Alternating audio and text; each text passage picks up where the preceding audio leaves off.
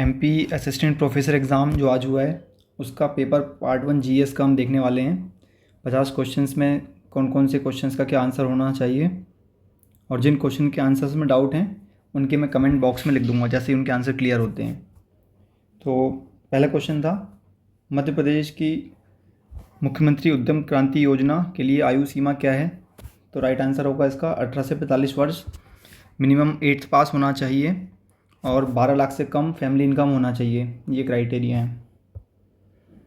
Doctor Shankar Dayal Sharma Bharat के राष्ट्रपति थे किस नंबर के? तो राइट आंसर इसका है 9th नंबर के राष्ट्रपति थे। एक बार फटाफट हम सभी राष्ट्रपति की लिस्ट देख लेते हैं।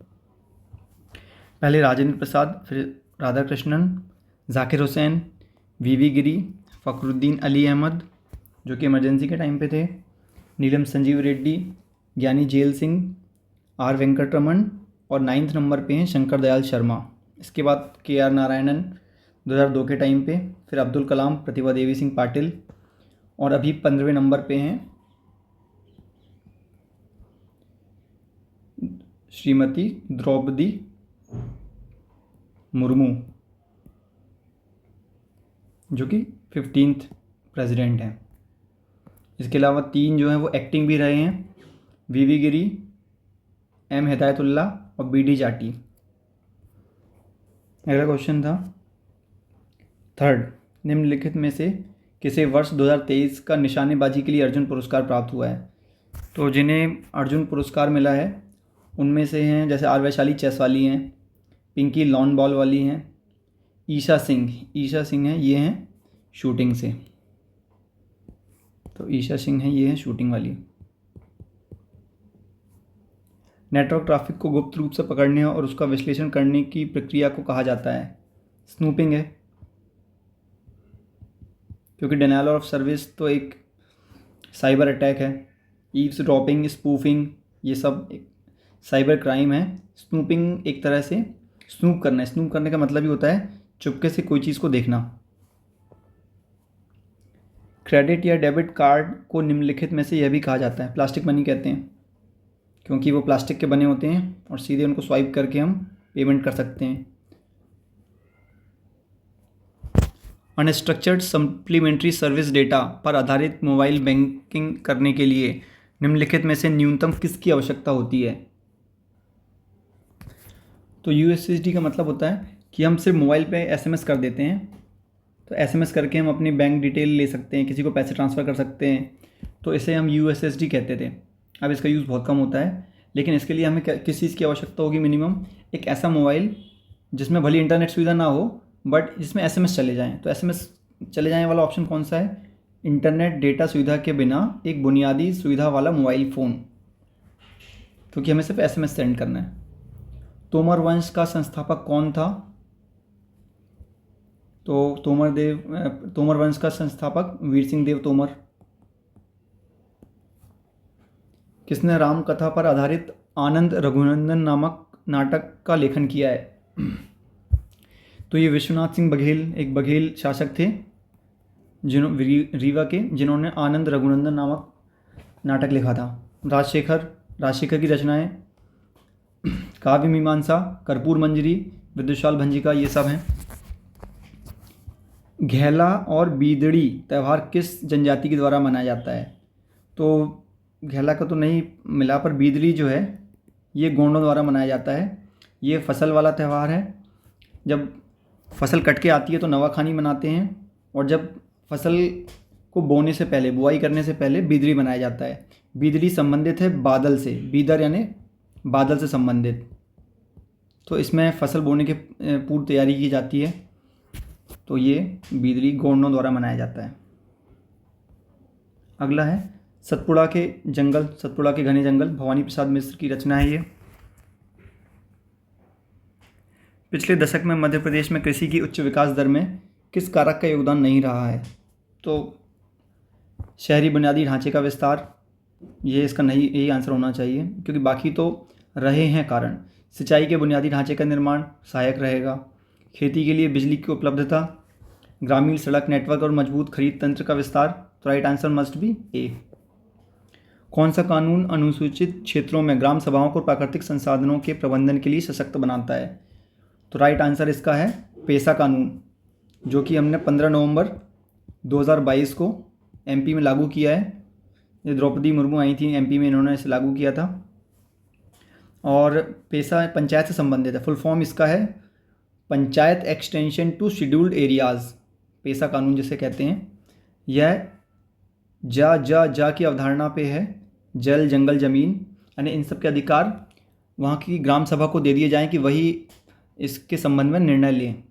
तो इसके प्रमुख, जैसे मुझसे इंटरव्यू में भी पूछा गया था कि पेसा के अंदर स्पेसिफिकली क्या क्या चीज़ें बताई गई हैं, तो फिर मैंने आके इसका डिटेल में पढ़ा।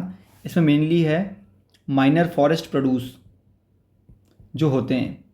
माइनर फॉरेस्ट प्रोड्यूस पे वहाँ के जो निवासी हैं उसकी ग्राम सभा उसका डिसीजन ले। वहाँ पे कोई भी मादक पदार्थ या इंटॉक्सिकेंट्स अगर बिकते हैं तो वो बिकने चाहिए कि नहीं बिकने चाहिए, ये भी वहाँ की ग्राम सभा डिसाइड करे। और वहाँ के जो प्राकृतिक संसाधन है, वहाँ पे कोई प्रोजेक्ट वगैरह आ रहा है तो वो आए क्या नहीं आए वहाँ पे, उसमें ग्राम सभा का भी कहना शामिल होगा। तो ये पेसा कानून के प्रोविज़न थे। मध्य प्रदेश में चतुर्थ विधानसभा के अध्यक्ष कौन थे? तो इनका तो क्रम ही याद होना चाहिए। पहले कुंजीलाल दुबे थे, फिर काशी प्रसाद पांडे, तेजलाल टेमरे, फिर गुलशेर अहमद। तो चौथे नंबर के पूछा है, गुलशेर अहमद होंगे। उसके बाद पाँचवें हैं मुकुंद सखाराम नेवलकर। तो सही आंसर होगा गुलशेर अहमद ए। राष्ट्रीय ई गवर्नेंस प्लान किसके द्वारा तैयार की गई है? तो NEGP जो है ये मिनिस्ट्री ऑफ इंफॉर्मेशन टेक्नोलॉजी यानी मीटी और department of administrative reforms and public grievance यानी DARPG जिसको कहते हैं, इन दोनों ने मिलकर बनाया है NEGP, national e governance plan.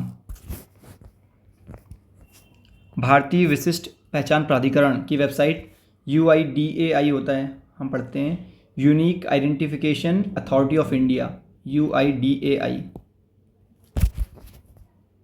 Text file जिसमें सूचनाओं की एक स्ट्रिंग होती है जो आपके कंप्यूटर में हार्ड डिस्क पर ब्राउजिंग जानकारी संग्रहित करती है, कहलाती है। इनको कुकीज़ कहते हैं। जो भी हम सर्च करते हैं ब्राउज़र में, उसमें हमने क्या क्या सर्च किया, किस किस वेबसाइट पे गए, उसको एक फाइल में केवल सिंपल लिख के, इसलिए इसको टेक्स्ट स्ट्रिंग कहा है। केवल नाम कि इस वेबसाइट पे गए, इसमें ये सर्च किया, केवल ये जानकारी छोटी सी फाइल करके सेव कर देते हैं कंप्यूटर में, जिसे कुकीज़ कहते हैं।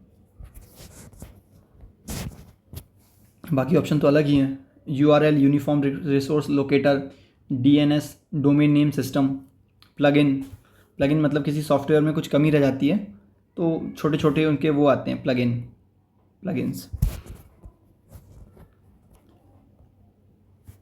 निम्न में से किस पर्यटन स्थल से वराह की प्रतिमा प्राप्त होती है? अब इसका आंसर अभी नहीं मिला है, इसका जैसे ही मुझे आंसर मिलेगा मैं कमेंट बॉक्स में लिख दूंगा।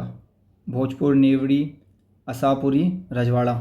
अगर आपको पता है तो आप बताइए कमेंट में इसका आंसर। पथुवर्धन जिसने गुर्जर प्रदेश जीता था किस वंश का शासक था? तो इसका सही आंसर होना चाहिए शैल वंश। शैल वंश में एक पृथ्वीवर्धन करके थे शासक। शैल वंश वैसे छत्तीसगढ़ का है, राजर्षि तुल्य वंश छत्तीसगढ़ का है, शैल वंश भी वहीं का है। तो इसमें एक पृथ्वीवर्धन थे, मुझे लगता है पृथ्वीवर्धन ही पृथ्वीवर्धन है, इसका भी मिला नहीं है, पर फिलहाल के लिए इसका आंसर शैल वंश लग रहा है। शैल वंश होना चाहिए इसका आंसर। मैंने इनके शासकों की सूची भी यहाँ पे लगा दी है। जैसे राजर्षि तुल्य में जो इनके संस्थापक थे, फाउंडर थे, उनका नाम शूरा था। उसके बाद दैत वर्मा, विभीषण, भीमसेन, दैत Verma two, Bhimsen two last थे। वैसे ही शैल वंश श्रीवर्धन इसके संस्थापक थे, फिर पृथ्वीवर्धन, जयवर्धन फर्स्ट, श्रीवर्धन, जयवर्धन सेकंड इसके लास्ट रूलर थे। इसकी जानकारी हमें रघौली, ताम्रपत्र, बालाघाट से मिलती है, इसलिए ये पूछा भी गया है, MP से रिलेटेड है ये इस तरह से। प्राचीन काल में दाहल का क्षेत्र कहाँ पर स्थित था? तो ये कलचुरी के समय में जबलपुर को दाहल प्रदेश कहा जाता था। मध्य प्रदेश की किस विभूति को 2023 के पद्मश्री पुरस्कार से सम्मानित किया गया है? रमेश परमार, शांति परमार, ये कपल हैं, इनको मिला है रमेश परमार, शांति परमार, और मुनीश्वर चंद डावर, इनको भी मिला है। तो उपरोक्त सभी इसका आंसर हो जाएगा। 2023 के पूछा है। माधव राष्ट्रीय उद्यान मध्य प्रदेश के किस जिले में स्थित है? शिवपुरी में है। माउंट एवरेस्ट फतह करने वाली मध्य प्रदेश की प्रथम महिला कौन थी? तो ये मेघा परमार है, जिन्हें माउंट एवरेस्ट में वो फतह की थी। 16वीं लोकसभा के अध्यक्ष का क्या नाम है? अभी जो नई गठित होकर आई वो 18वीं है, इसके पहले 17वीं थी, उसके पहले रही होगी 16वीं, मतलब कि 2014 से लेकर 2019 तक, जब मोदी जी फर्स्ट टाइम आए थे। तो इस समय लोकसभा अध्यक्ष थी सुमित्रा महाजन। उसके बाद ओम बिरला 17th में थे, और अभी 18th में पता चलेगा कि कौन लोकसभा अध्यक्ष हो सकते हैं। अभी जो 18th लोकसभा आई है। 1857 की रानी अवंतीबाई का संबंध किस स्थान से था? रामगढ़। केशवदास ने महाराजा इंद्रजीत सिंह की पतिव्रता गणिका राय प्रवीण को शिक्षा देने के लिए किस ग्रंथ की रचना की थी? रसिक प्रिया बहुत ही फेमस केशवदास की रचना है। इसमें नायक नायिका के संबंधों का वर्णन किया गया है, जैसे कि कृष्ण और राधा के प्रेम प्रसंग होते हैं, उस तरह से दिखाया गया है। और कवि प्रिया इसकी राइट आंसर होना चाहिए। कवि प्रिया जो रचना थी ये राय प्रवीण के लिए लिखी थी इन्होंने, केशवदास ने, तो कवि प्रिया इसका राइट आंसर होगा। बुंदेलखंड में 3 प्रसिद्ध कवि वृहदत्रयी के नाम से विख्यात हैं। वृहद मतलब कि फेमस 3, कौन फेमस 3 हैं? तो क्वेश्चन ही गलत लिख दिया इसने, वृहदत्रयी होता है ये। इनमें से कौन कौन से शामिल नहीं हैं? तो बुंदेलखंड में जो ट्रिपलेट हैं इनके, वो हैं ईश्वरी, गंगाधर व्यास और ख्यालीराम। तो गुणसागर नहीं है वृहदत्रयी में। अगला क्वेश्चन देखते हैं। निम्नलिखित में से कौन सा हार्डवेयर नहीं है? कीबोर्ड, सीपीयू, मॉनिटर सब हार्डवेयर हैं। डिवाइस ड्राइवर, क्योंकि ये एक सॉफ्टवेयर होता है। जैसे आपको स्पीकर चलाने हैं तो आपको स्पीकर का सॉफ्टवेयर डालना पड़ता है, उसको कहेंगे स्पीकर का डिवाइस ड्राइवर। जो भी आपको उसमें चलाना होता है उसका एक ड्राइवर का एक सॉफ्टवेयर होता है। तो ये सॉफ्टवेयर है, ना कि हार्डवेयर। 1 बाइट बराबर होता है 2 निबल के। Nibble means 4 bits. जैसे 10101010, ये 8 बिट्स हैं, तो ये एक निबल है, ये एक निबल है, और ये सब मिला के एक बाइट है। कृत्रिम बुद्धिमत्ता के कौन से उपतंत्रों में ऐसे एल्गोरिदम शामिल हैं जो स्वयं सीखने और भविष्यवाणी करने के लिए डेटा का उपयोग करते हैं? जो स्वयं सीखते हैं, खुद से जो सीखते हैं, वो एक मशीन लर्निंग है। ये प्रोसेस ये है कि मशीन खुद से लर्न करे। और big data, cloud computing, Turing machine होगा नहीं, क्लाउड कंप्यूटिंग भी होगा नहीं, तो इसका आंसर है मशीन लर्निंग। लेकिन बिग डेटा भी हो सकता है, तो इसका राइट आंसर जो होना चाहिए वो बिग डेटा होना चाहिए। बिग डेटा मतलब कि जो जितना भी डेटाबेस है बहुत सारा, उससे सीखना और उस डेटा के बेसिस पे प्रोडिक्शन लगाना, तो ये बिग डेटा। मशीन लर्निंग का मतलब है मशीन खुद से ही सीखने की चीज़ें डेवलप कर ले। तो थोड़ा कन्फ्यूजिंग तो है, इसके दोनों आंसर राइट हो सकते हैं, मशीन लर्निंग भी, बिग डेटा भी। तो फिलहाल तो मुझे इसका बिग डेटा लग रहा है। हैकिंग, फिशिंग, ईमेल भेजना, रैंसमवेयर, ये सब किसके उदाहरण हैं? साइबर क्राइम है ये। मध्य प्रदेश के उत्तर पश्चिम भाग पर कटीले एवं झाड़ियाँ पाए जाते हैं। तो मध्य प्रदेश का पश्चिम उत्तर भाग आर्द्र जलवायु का क्षेत्र है। ये आर्द्र लिखा हुआ है, आर्द्र, जो कि गलत है। पश्चिम उत्तर भाग आर्द्र नहीं, शुष्क है ये, तो राजस्थान से लगा हुआ एरिया है। तो राइट आंसर क्या होगा? ए सही है, आर गलत है। अगर हम एमपी के मैप देखें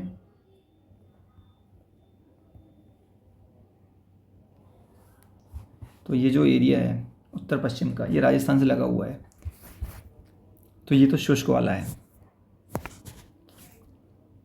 विंध्याचल श्रेणी के विषय में निम्न में से क्या सही नहीं है? यह दक्षिणी ढाल तीव्र है, ये भी डाउटफुल क्वेश्चन है। इसमें पहला तो होगा नहीं, गंगा और नर्मदा अववाहिका में जल विभाजक है, तो ये तो सही स्टेटमेंट है, ये आंसर होगा नहीं। दक्षिणी ढाल तीव्र है, ये भी इसका सही आंसर है। अब ये जो 2 हैं इनमें डाउट है। क्रमबद्ध ऊंची श्रेणी के रूप में नहीं है, यह श्रेणी पूरी लंबाई में विद्यमान शैलों से बनी है, तो ये भी सही है। इसका राइट आंसर होना चाहिए बी, क्रमबद्ध ऊंची श्रेणी के रूप में नहीं है। क्योंकि जैसे जैसे हम पूर्व की ओर चलते हैं तो ऊंचाई बढ़ती जाती है। तो इसका राइट आंसर अभी के लिए बी होना चाहिए, और फिर देखते हैं इसकी आंसर के आने पे क्या आता है। मध्य प्रदेश के शीतल पानी, गिरधरी, धोरली, जट्टा किस खनिज से संबंधित हैं? तो ये सब तांबे की खदानें यहाँ पर हैं, बालाघाट में तांबे से संबंधित हैं। जनवरी के माह में मध्य प्रदेश में निम्नलिखित में से किस विभाग में औसत तापमान अन्य क्षेत्रों की अपेक्षा अधिक होता है? पश्चिम भाग होगा, दक्षिणी भाग, पूर्वी भाग, उत्तरी भाग। मस्ट बी पश्चिम भाग। दक्षिणी भाग भी हो सकता था इसका आंसर। देखते हैं आंसर की आने पे क्या आता है। फिलहाल तो इसका पश्चिम भाग होना चाहिए। मध्य प्रदेश में एक जिला एक उत्पाद का पहला उद्देश्य है कृषि प्रसंस्करण और बाजार विकास को प्रोत्साहित करना, ग्रामीण क्षेत्रों में रोजगार के अवसरों का सृजन करना। ए और बी दोनों। स्थिर मूल्यों के आधार पर 2022-23 में मध्य प्रदेश में प्रति व्यक्ति शुद्ध आय अग्रिम अनुमान में कितनी रही है? तो ये 65,023 है। 1,40,583 जो है ये करंट प्राइसेस में है। इसमें पूछा है बेस स्थिर मूल्यों पर। स्थिर मूल्यों पर 65,023 है, और करंट यानी प्रचलित मूल्यों पर ये है 1,40,583। जैसे स्थिर मूल्यों पे जो GDP gross state domestic product है हमारा, ये किस रेट से बढ़ रहा है? 7.06% से। और अगर करंट प्राइसेस में देखेंगे तो ये 16% से बढ़ रहा है एमपी का।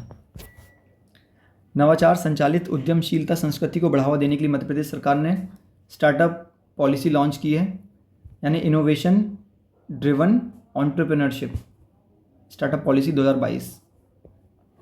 मध्य प्रदेश के निम्नांकित कोयला क्षेत्रों में के युग्मों में से किस युग्म में अधिक होकर कोयलों का भंडार पाया जाता है? तो इसका भी कुछ आंसर नहीं पता है, इसलिए मैंने इसको डाउट में लगा दिया है। देखते हैं इसका आंसर क्या देता है एमपीपीएससी। मध्य प्रदेश में ग्रीष्म ऋतु में निम्नलिखित में से कौन सी विशेषता नहीं पाई जाती? हवाएं उत्तर से पश्चिम से दक्षिण पूर्व की ओर प्रवाहित होती हैं। तो इसका आंसर क्या होना चाहिए? इसका आंसर होना चाहिए ए, कौन सी नहीं पाई जाती, क्योंकि तीनों करेक्ट हैं। गर्मी में धूल भरी आंधी चलती हैं, सही बात है। मार्च के बाद तापमान में वृद्धि, सही बात है। अप्रैल मई में आर्द्रता कम होती है, सही बात है। जून से जब बादल आ जाते हैं तब ह्यूमिडिटी बढ़ती है। तो इसका राइट आंसर यही होगा, जैसे एमपी है।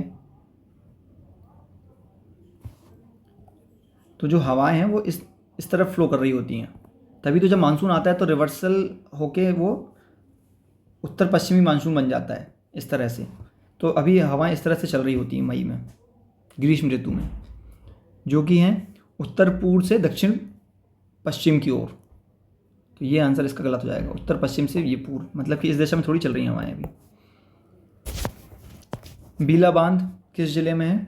सागर का सबसे बड़ा बांध है बीला बांध। संत रविदास ग्लोबल स्किल पार्क की स्थापना सिंगापुर की हेल्प से हुई है, 2017 में बना है, भोपाल में है। भीमराव अंबेडकर आर्थिक कल्याण योजना ये 2022 में स्टार्ट हुई है, जो कि केवल शेड्यूल कास्ट के लिए है। शेड्यूल ट्राइब्स के लिए जो योजना है इसी टाइप की, उसका नाम है टाटिया मामा आर्थिक कल्याण योजना, वो भी 22 में स्टार्ट हुई थी। 2001 से 2011 के बीच मध्य प्रदेश में ग्रामीण शहरी जनसंख्या की संरचना में प्रतिशत में किस प्रकार का परिवर्तन हुआ है? तो राइट आंसर ए है, ग्रामीण जनसंख्या का प्रतिशत घटा है और शहरी जनसंख्या का प्रतिशत बढ़ गया है। जैसे 2001 में शहरी जनसंख्या 26% थी, जो 2011 में बढ़ के 27% हो गई। जब शहरी संख्या बढ़ी है तो गाँव की कम हुई होगी। 2011 की जनगणना के अनुसार मध्य प्रदेश में किस संभाग में शहरी जनसंख्या का प्रतिशत सर्वाधिक है? अब संभाग का डेटा मुझे पता नहीं है। उज्जैन, भोपाल, इंदौर, ग्वालियर। इसका आंसर मेरे हिसाब से भोपाल होना चाहिए, क्योंकि इंदौर में जनसंख्या तो ज़्यादा है पर इंदौर संभाग में बहुत सारे ज़िले आते हैं, तो कह नहीं सकते। वैसे प्रतिशत पूछा है इसने कांट से, देखते हैं क्या देता है इसका।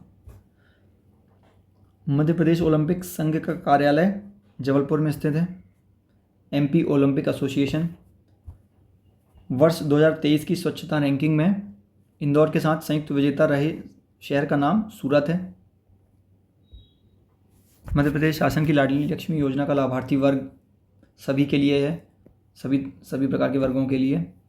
बॉक्साइट के संबंध में कौन सा सही नहीं है? बॉक्साइट एल्यूमिनियम का अयस्क है, तो ये तो आंसर होगा नहीं, ये तो बिल्कुल सही है। उत्तम कोटि का बॉक्साइट मैकाल में संचित है, ठीक है। अपने यहाँ सबसे अच्छी माइन कौन सी है बॉक्साइट की? चाचंडी, जो कहाँ पर है? अनूपपुर में है।